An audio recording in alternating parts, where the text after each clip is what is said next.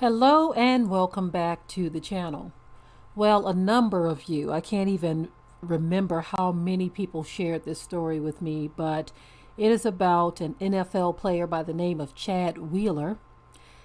He has a black girlfriend, and he's been arrested because he tried to take her out of here. He told her to bow down to him, and when she didn't do it, she was beaten. This man beat her because she wouldn't bow down to him. And so, of course, those of you who follow our ministry channel, you know that I have to take it right back to what the word says. Some of you on this channel here, you still don't quite get why I cover these subjects in the way that I do, because there is a biblical prohibition to this relationship. And it always has a way of showing itself when you see the abuse of black women by just about every group on the planet, including the black man. In this case, it is a white man who at one time, probably maybe a little bit cared for her, maybe, I don't know. But it's highly doubtful. Many times, and I'm just speaking from what I've seen, I know that there are cases where the shoe doesn't fit on the foot, but many cases, this is just some type of fetish or fantasy trying to be fulfilled. Because if you truly love and care for someone, how could you do this?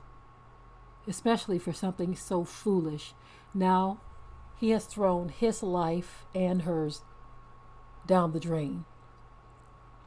Well, I'm going to say just his life, because she has her life. She can walk away from this. Hopefully she will, and hopefully the lesson is learned. But Chad Wheeler, if the NFL doesn't oust this man, then we know what time it is, but no doubt they will. For you to respond in this way to a woman because she doesn't bow down to you, that was a very demonic thing that took place in that relationship. Very demonic. But guess what? I've talked about this so many times. When we speak of the biblical prohibition, this is just further proof as to why the Most High says not to do these things, and also the judgment attached to it. Now, for those of you who say, well, black men do this sort of thing all the time, we're not talking about black men, because that is a part of the judgment as well, that we would have an evil eye towards one another. That's just one portion of it, right? But it was also stated how these other nations would view us as well, that they would not regard our males, our females, our young or our old, and that we would be treated and hated wrongly. We would be hated of all nations and treated wrongly by all nations. And this is just a further example of that. This woman is sitting here, her face is messed up, and he did that to her because she did not or would not bow to him. Now, for all of those who say that the black woman loves to bow to these men, listen, you can't make a blanket statement about everyone, because you have black women who will bow to black men. I've known some personally. So when you say that they only bow to other men of other nations but not to the black man, that is simply not true.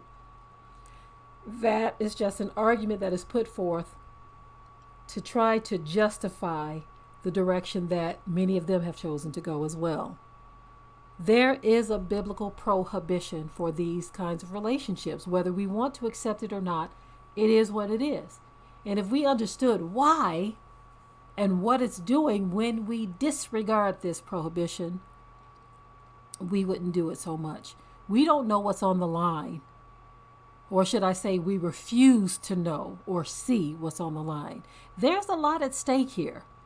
But if you don't peel back every layer to examine the reasons, you will be deceived and find yourself in the situation or in a situation like this, you will find yourself in a situation like this.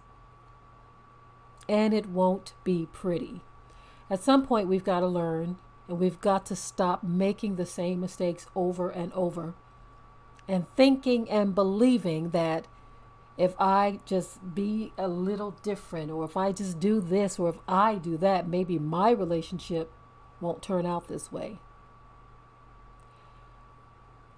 There's something going on, family. It is time to cross all T's and dot all I's. It's time to return back to our Father in repentance, because we're going to see more and more situations that result in judgment because we are just not getting it. It seems like we go deeper and deeper in the wrong direction, further and further, should I say, into the wrong direction as time goes on. Almost as if we are refusing to acknowledge the truth or even see it. The truth is what it is. The truth will always be, whether we like it or accept it or not.